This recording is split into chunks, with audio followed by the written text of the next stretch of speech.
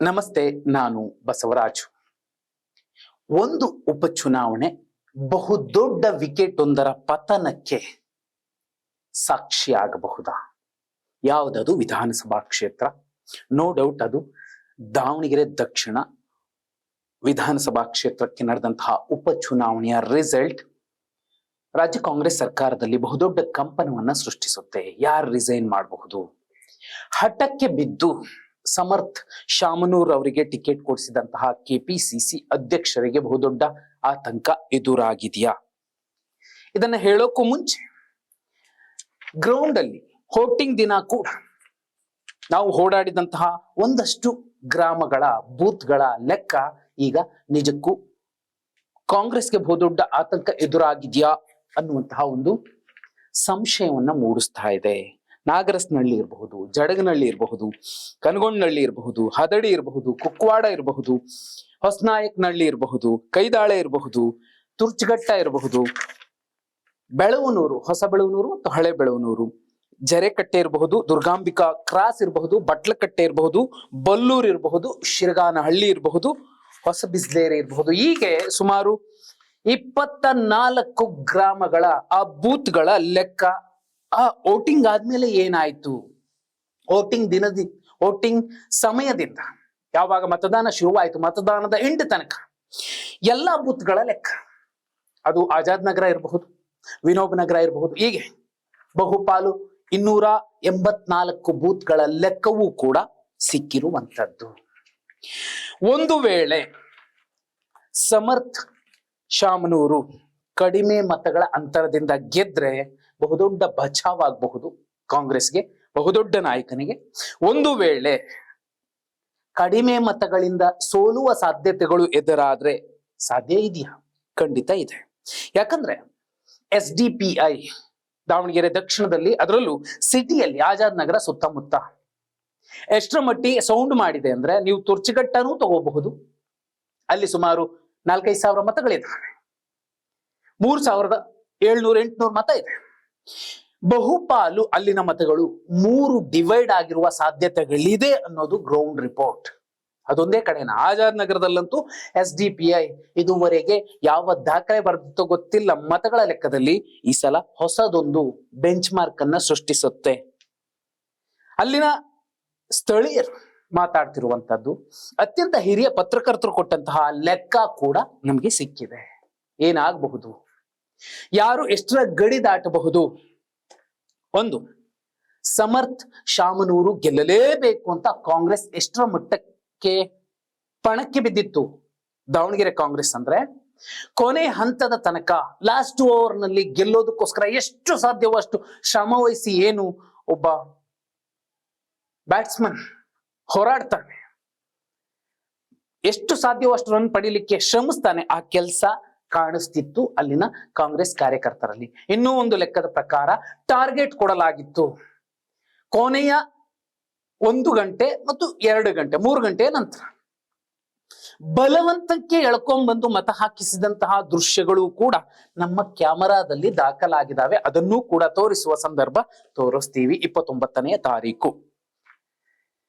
ಇನ್ನು DK ಶಿವಕುಮಾರ್ ಅವರು ಹಠಕ್ಕೆ ಬಿದ್ದು ಸುರ್ಜೇವಾಲಾ ಅವರ ಮೂಲಕ, ಅದೇ ಕುಟುಂಬದ ಅತ್ಯಂತ ದೊಡ್ಡ ಶಕ್ತಿ ಶಾಮನೂರ್ ಅವರ ಶಕ್ತಿ, ಸಮರ್ಥ್ ಅವರಿಗೆ ಟಿಕೆಟ್ ಕೊಡಿಸುವ ಎಲ್ಲ ಶ್ರಮ ವಹಿಸಿತ್ತು. ಸಿದ್ದರಾಮಯ್ಯ ಅವರು ಕೂಡ ಕೊನೆ ಹಂತದಲ್ಲಿ ಒಪ್ಕೊಳ್ಬೇಕಾಯ್ತು. ಅರೆ, ಜಮೀರ್ ಅಹ್ಮದ್ ಖಾನ್ ಅವರು ಇಲ್ಲಿ ನಡ್ಕೊಂಡಂತಹ ರೀತಿ ಅಲ್ಪಸಂಖ್ಯಾತರ ಅಸಲಿ ನಾಯಕ, ನಿಜ ನಾಯಕ, ಏಕಮೇವ ದ್ವಿತೀಯ ನಾಯಕ ಅದು ಜಮೀರ್ ಅಹ್ಮದ್ ಖಾನ್ ಅನ್ನೋದನ್ನ ಮತ್ತೊಮ್ಮೆ ಸಾಬೀತುಪಡಿಸಿದ್ರು. ಅವ್ರಿಲ್ಲ ಅನ್ನೋ ಕಾರಣಕ್ಕೇನೆ ತೆಲಂಗಾಣದ ವಕ್ಫ್ ಸಚಿವನನ್ನ DK ಶಿವಕುಮಾರ್ ಅವರು ದಾವಣಗೆರೆ ದಕ್ಷಿಣಕ್ಕೆ ಕರೆಸಿ ಪ್ರಚಾರ ಮಾಡಿಸುದು. ಅದು ಕ್ರಿಕೆಟಿಗ ಆಗಿದ್ದಂತಹ ಅಜರುದ್ದೀನ್ ಅವರನ್ನ ಕರೆಸಿ ಪ್ರಚಾರ ಮಾಡಿಸಿದ್ರು. ಅಷ್ಟರ ಮಟ್ಟಿಗೆ ಆತಂಕ ಕಾಂಗ್ರೆಸ್ಗೆ ಇತ್ತು. ಕಾಂಗ್ರೆಸ್ನ ಬಹುಪಾಲು ಬೂತ್ಗಳಲ್ಲಿ ಅಲ್ಲಿನ ಬೂತ್ ಏಜೆಂಟ್ಗಳನ್ನ ಮಾತಾಡ್ಸಿದ್ರೆ ಬಹುಪಾಲು ಜನ ಹೇಳಿತು, ನಾವೇನೋ ನಿರೀಕ್ಷೆಯಲ್ಲಿ ಇದೀವಿ, ಆದ್ರೆ ಒಳಗೋದ್ಮೇಲೆ ಏನ್ ಮಾಡ್ತಾರೋ ಗೊತ್ತಿಲ್ಲ, ನಮ್ಗೆ ಇನ್ನೂ ನಂಬಿಕೆ ಇಲ್ಲ.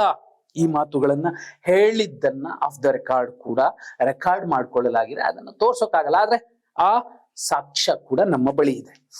ಚುನಾವಣಾ ಆಯೋಗ ಎಷ್ಟರ ಮಟ್ಟಿಗೆ ತನ್ನ ನಿಶ್ಶಕ್ತತೆಯನ್ನ, ತನ್ನ ದೌರ್ಬಲ್ಯವನ್ನ ವ್ಯಕ್ತಪಡಿಸಿತ್ತು ಎರಡು ವಿಧಾನಸಭಾ ಕ್ಷೇತ್ರಗಳ ರಣಕಣದಲ್ಲಿ ಅಂದ್ರೆ ಖುಲ್ಲಂ ಖುಲ್ಲ ಹಣ ಹಂಚಿಕೆ ಆಯಿತು.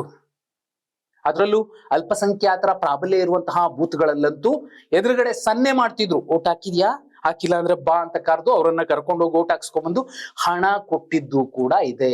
ಈ ರೀತಿ ಚುನಾವಣೆಗಳಾದ್ರೆ ಪ್ರಜಾಪ್ರಭುತ್ವ ವ್ಯವಸ್ಥೆಯಲ್ಲಿ ಯಾರು ಅರ್ಹರಿದ್ದಾರೆ, ಸಮರ್ಥರಿದ್ದಾರೆ ಅಂತವರ ಆಯ್ಕೆಗೆ ತೊಡಕಾಗಬಹುದು. ಇನ್ನು SDPIನ ಲೆಕ್ಕ ಇಲ್ಲಿಗೆ ಬರುತ್ತೆ ನೋಡಿ. ಆಜಾದ್ ನಗರ ಸೇರಿದಂತೆ ದಾವಣಗೆರೆಯಲ್ಲಿ ಅಲ್ಪಸಂಖ್ಯಾತರ ಮತವರ್ಗ ಎಲ್ಲಿ ಜಾಸ್ತಿ ಇದೆ ಅಲ್ಲಿನ ಬೂತ್ಗಳು ಸುಮಾರು 40-50 ಬೂತ್ಗಳ ಬಹುಪಾಲು ಕಡೆ ನಮಗೆ ಸಿಕ್ಕಂತಹ ಮಾಹಿತಿ ಬರೀ ಸಿಟಿಯಲ್ಲೇನೆ 15,000 ಗಡಿ ದಾಟಬಹುದು SDPI. ಹೊರಗಡೆ ಎಷ್ಟು ಹೋಗಬಹುದು? ಒಂದು ಅಂದಾಜಿನ ಪ್ರಕಾರ ಇದುವರೆಗೂ 3ನೇ ಪ್ಲೇಸ್ನಲ್ಲಿ ಯಾರು ಎಷ್ಟು ಅತಿ ಹೆಚ್ಚು ಮತಗಳನ್ನು ಗಳಿಸಿದ್ರೋ ಬಿಟ್ಟಿದ್ರು ಅಷ್ಟು ಗಳಿಸುವಂತಹ ಸಾಧ್ಯತೆ ಕೂಡ ಕಣ್ಮುಂದೆ ಬಂದು ನಿಲ್ಲತ್ತೆ. ಒಬ್ರು ಯಾರು 3ನೇ ಪ್ಲೇಸ್ ಅಲ್ಲಿ SDPI ಪಡೆಯುತ್ತೆ ಅದರ 2 ಪಟ್ಟು ಮತಗಳನ್ನ ಪಡೆಯುವಂತಹ ಪಕ್ಷ ಅಭ್ಯರ್ಥಿ ಗೆಲುವನ್ನ ಸಾಧಿಸ್ತಾರೆ. ಅದು ಕೂಡ ಅಲ್ಲಿನ ಜನರೇ ಹೇಳ್ತಿರುವಂತಹ ಪ್ರಿಡಿಕ್ಷನ್ ಬೇರೆನೇ ಇದೆ. ಅನಿರೀಕ್ಷಿತ ರಿಸಲ್ಟ್ ಬಂದ್ರು ಅಚ್ಚರಿ ಇಲ್ಲ. ಒಂದು ವೇಳೆ ಯಾರೇ ಗೆದ್ರು ಅದು 3,000-4,000 ಮತಗಳ ಅಂತರದಿಂದ ಗೆಲ್ಲಬಹುದು. ಇಲ್ಲ ಈಗಿನ ಎಲ್ಲ ವಿಶ್ಲೇಷಣೆ ಅಂದಾಜು ಸುಳ್ಳಾಗಿದ್ರೆ ಬಿಜೆಪಿ ಅತಿ ದೊಡ್ಡ ಮಾರ್ಜಿನ್ ನಲ್ಲಿ ಗೆಲ್ಲುವಂತಹ ಸಾಧ್ಯತೆಗಳನ್ನು ಕೂಡ ತಳ್ಳಿ ಹಾಕುವಂತಿಲ್ಲ. ಆದ್ರೆ ಕಾಂಗ್ರೆಸ್ ದೊಡ್ಡ ಮಾರ್ಜಿನ್ ನಲ್ಲಿ ಗೆಲ್ಲುವ ಸಾಧ್ಯತೆಗಳು ತುಂಬಾ ಕಮ್ಮಿ.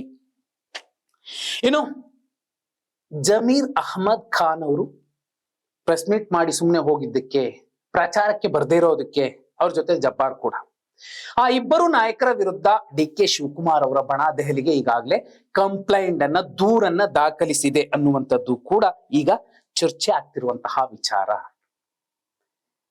ಎಲ್ಲವೂ ಯಾಕಂದ್ರೆ ಒಂದು ದೂರು ಸಬ್ಮಿಟ್ ಮಾಡಿದ್ದಾರೆ ಈಗಾಗಲೇ ವೋಟಿಂಗ್ ಮುಗಿದ ಮೇಲೇನೆ ಅಂದ್ರೆ ಏನೋ ವ್ಯತ್ಯಾಸಗಳಾಗಿದೆ ಅಂತಲೇ ಅಲ್ವಾ. ಇನ್ನೂ ಒಂದು 2023 ವಿಧಾನಸಭಾ ಚುನಾವಣೆಯ ರಿಸಲ್ಟ್ಗೂ ಮುಂಚೆನೆ ನಾವು 135 ಸ್ಥಾನ ಗೆಲ್ತೀವಿ ಅಂತ ಹೇಳಿದ್ದಂತಹ DK ಶಿವಕುಮಾರ್ ಅವರು ಇವತ್ತು ದಾವಣಗೆರೆ ದಕ್ಷಿಣದ ಬಗ್ಗೆ ಯಾಕೆ ಮಾತಾಡ್ತಿಲ್ಲ? ಅವರೇ ಕೊಡಿಸಿದಂತಹ ಟಿಕೆಟ್ ಅಲ್ಪಸಂಖ್ಯಾತರಿಗೆ DK ಶಿವಕುಮಾರ್ ಕೊಡಬಹುದಾದಂತಹ ನ್ಯಾಯ ತೀರ್ಪು ಎಂತದ್ದು ಅನ್ನೋದು ದಾವಣಗೆರೆ ದಕ್ಷಿಣದಲ್ಲೂ ಕೂಡ ಸ್ಪಷ್ಟವಾಗಿ ಗೋಚರಿಸಿದೆ. ಅದೇ ಸಿದ್ದರಾಮಯ್ಯ ಇದ್ದಿದ್ರೆ ಏನಾಗ್ತಿತ್ತು, ಸಿದ್ದರಾಮಯ್ಯ ಇಲ್ದ್ರೆ ಏನಾಗತ್ತೆ, ಇದು ಕೂಡ ಈಗ ಅಲ್ಲಿನ ಜನ ಮಾತಾಡ್ತಿರುವಂತದ್ದು. ಹಿಂದುಳಿದವರು ಕೆಲವರು ಮಾತಾಡ್ತಿದ್ದಾರೆ 2.5 ವರ್ಷಕ್ಕೆ ಯಾಕೆ ಬಿಡ್ರಿ, ಏನಾದ್ರೂ ಮಾಡ್ಕೊಂಡು ಹೋಗ್ಲಿ, ಆದ್ರೆ 28ಕ್ಕೆ ಮಾತ್ರ ಸುಮ್ನೆ ಬಿಡೋದ್ ಬೇಡ ಅನ್ನೋ ಚರ್ಚೆಗಳು ಮತದಾನದ ಸಂದರ್ಭದಲ್ಲಿ ಕೇಳಿಸ್ಕೊಂಡವು. ಇದನ್ನು ಬಿಟ್ಟು ಅಲ್ಪಸಂಖ್ಯಾತರು ಎಲ್ಲ ನಮ್ಮ ಸ್ವಾಭಿಮಾನಕ್ಕೆ ಧಕ್ಕೆ ಆಗಿದೆ, ನಾವು ಪಾಠ ಕಲಿಸ್ಬೇಕು ಅನ್ನುವಂತಹ ಲೆಕ್ಕದಲ್ಲೇ ಪ್ರೆಷರ್ ಕುಕ್ಕರ್ ನಲ್ಲಿ ಕೊತ ಕೊತ ಕುದಿಯೋ ರೀತಿಲೇ ಕೊದಿತಾ ಇದ್ರು. ಅವರು ಯಾವ ರೀತಿ ಮತ ಹಾಕಿ ಬಂದಿದ್ದಾರೆ ಅದು ಕೂಡ ಇಲ್ಲಿ ಮುಖ್ಯ ಆಗುತ್ತೆ. ಒಂದು ವೇಳೆ ಎಲ್ಲರ ಅಂದಾಜು ಮತ ವಿಭಜನೆ ದೊಡ್ಡ ಮಟ್ಟದಲ್ಲೇ ಆಗಿದೆ ಅನ್ನೋದಾದ್ರೆ ಬಹುದೊಡ್ಡ ವಿಕೆಟ್ ಪತನ ಆಗತ್ತೆ. ಅದು ಯಾರ ಪತನ? ಮುಖ್ಯಮಂತ್ರಿ ಸಿದ್ದರಾಮಯ್ಯ ಅವರಿಗೆ CM ಗಾದಿಯಲ್ಲಿ ಮುಂದುವರಿಯೋದಕ್ಕೆ ಬಹುದೊಡ್ಡ ಲಾಭ ದಾವಣಗೆರೆ ದಕ್ಷಿಣದ ರಿಸಲ್ಟ್ ಕೂಡ ಆಗಬಹುದು. ಆದ್ರೆ ಬಾಗಲಕೋಟೆಯ ಲೆಕ್ಕವೂ ಕೂಡ ಸಿದ್ದರಾಮಯ್ಯ ಅವರಿಗೆ ಮುಖ್ಯ ಆಗತ್ತೆ.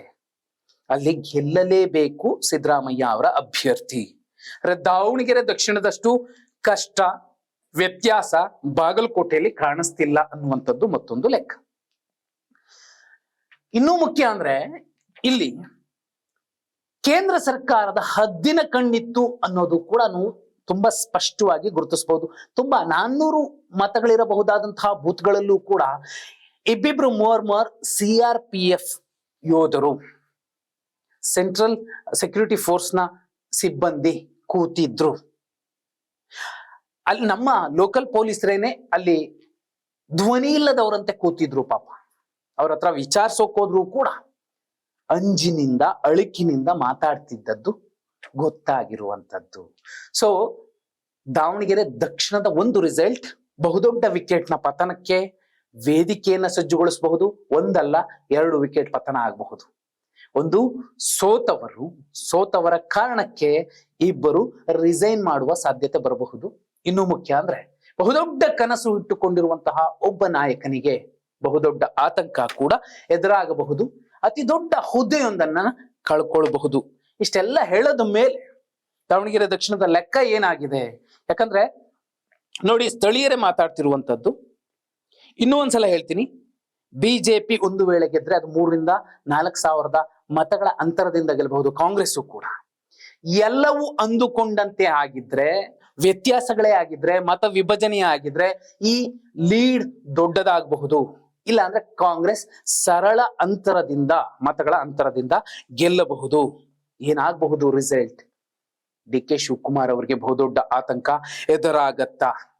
ಸೋತ್ರು ಪರವಾಗಿಲ್ಲ, ಅಟ್ಲೀಸ್ಟ್ ಏನು ಸರ್ಕಾರಕ್ಕೆ ಏನಾಗಲ್ಲ. ಆದ್ರೆ ಮುಂದೆ ಅತಿ ದೊಡ್ಡ ಸ್ಥಾನದಲ್ಲಿ ಕೂರ್ಬೇಕು ಅನ್ಕೊಂಡಿರೋರಿಗೆ, ಅಲ್ಪಸಂಖ್ಯಾತರಿಗೆ ಇವರೆಷ್ಟು ಹತ್ತಿರ ಇದ್ದಾರೆ, ದೂರ ಇದ್ದಾರೆ ಅನ್ನುವಂತಹ ದೊಡ್ಡ ಮೆಸೇಜ್ ಕೊಟ್ಟ ಮೇಲೆ ಆ ನಾಯಕನ ರಾಜಕೀಯ ಭವಿಷ್ಯ ಏನಾಗಬಹುದು?